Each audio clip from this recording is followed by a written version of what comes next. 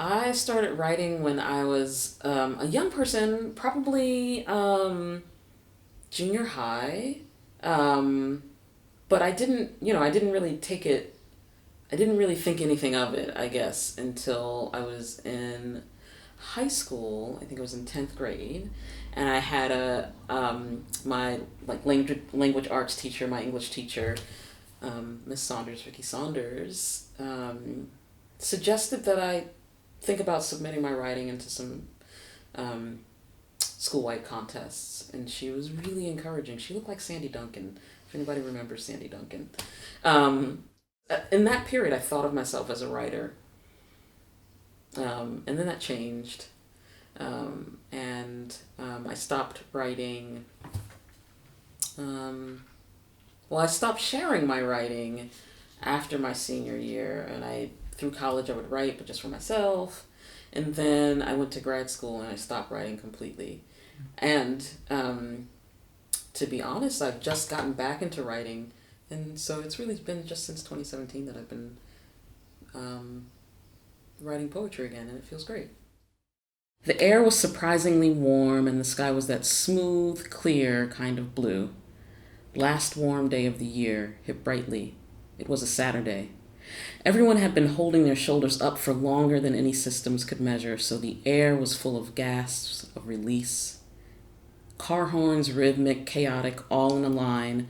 Some danced while others wept. In showers or into their hands, just cup whatever pieces of their flesh made sense and let it wash over.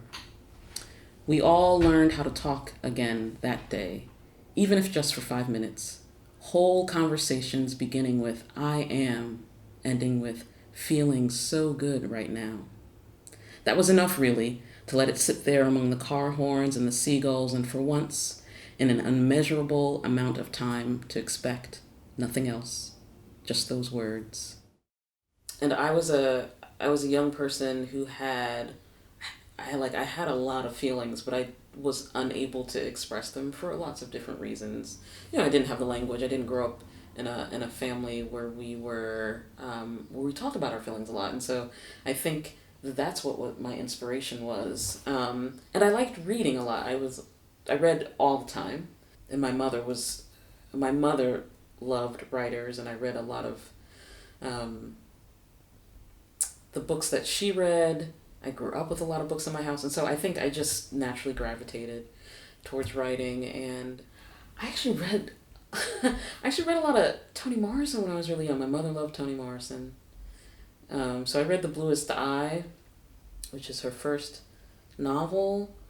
I think I read that when I was in junior high, and like it's a very small novel, but the content is it's heavy. But I was like, that's what I did. I read all of these. I was like a precocious kind of reading child. So I was always just into words and inspired by words. And I found that I was able to express something through written word, something more than I could express verbally. Words are beautiful, he said. They have a symmetry.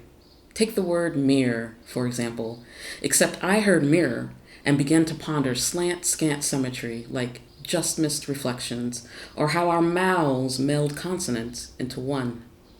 Some words have an axis, I responded. They can be creased, the edges can be made to kiss. Take this X, for example, a recent invention, only made yours 20 years ago, producing rotational vectors on a horizontal plane. It's more like a fulcrum, he offered. Its position so crucial, its load so heavy, I finished.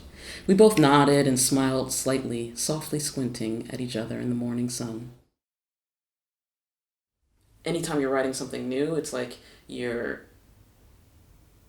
stepping into a different style. Like it's a really weird thing because you're like, oh, I know how to write this.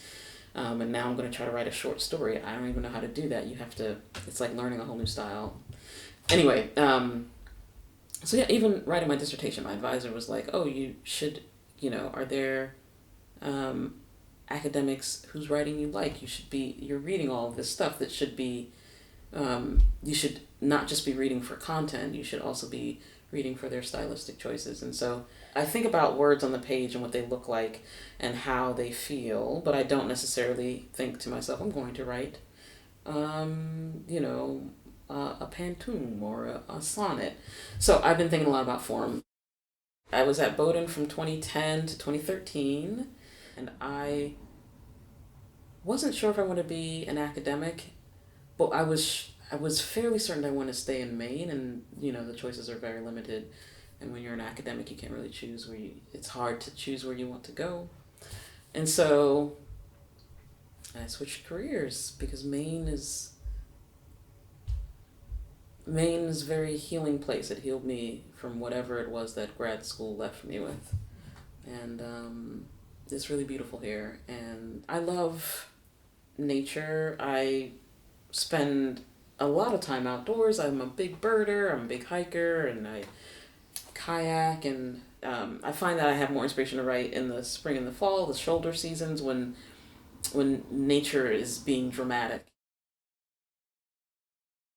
So my mother passed when I was 19, and for a while I was writing about her just a lot. Her sister, my aunt, passed very tragically in 2017, same year I started writing, and so I would write about them. I write about my family. I have this great poem that I wrote after I went to my 25th year high school reunion, which I never thought I would ever do, but I did. I went, and so I wrote it about like thinking about like these folks I went to school with ages ago, and then, I am not a very, I'm like 60% robot.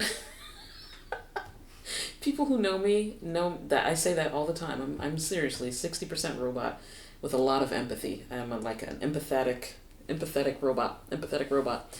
So, and as such, I'm not very sentimental. You would probably find that surprising because I write visceral things, but I'm not very sentimental. And so I don't tend to write about love.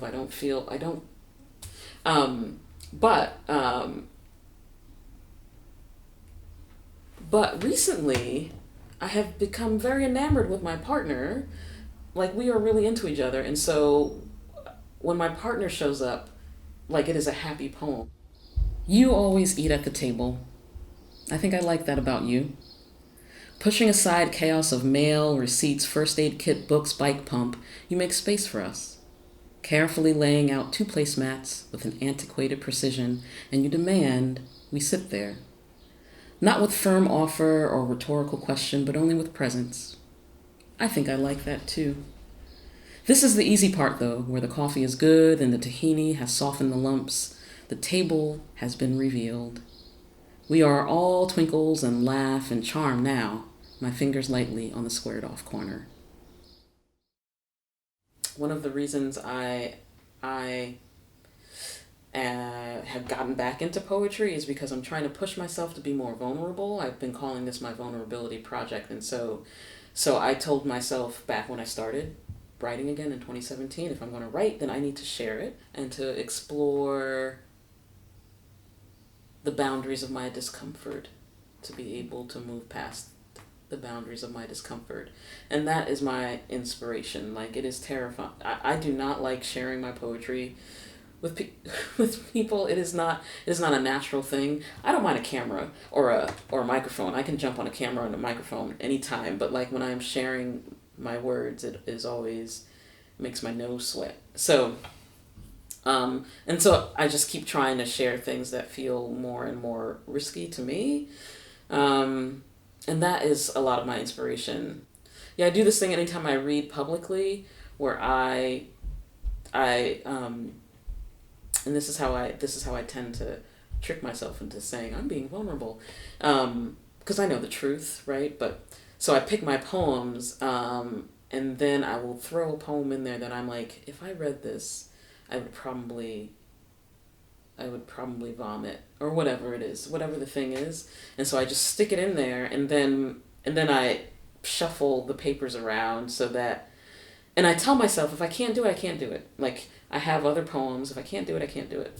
I know at any moment I'm going to get to that poem that is the thing that feels like it's too much.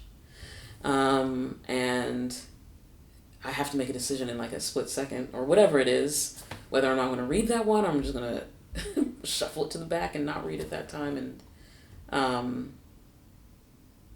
And it does really, I mean, if you can get past it, it does relax and you do it. And then you can like exhale and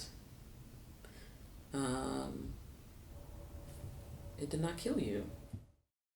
When I think of mercy as a long and wide road that stretches from here into the horizon, I let my mind rest on the gift of starting again, knowing that the thinnest light on the horizon will swell and illuminate the whole of the road, despite how alone the night.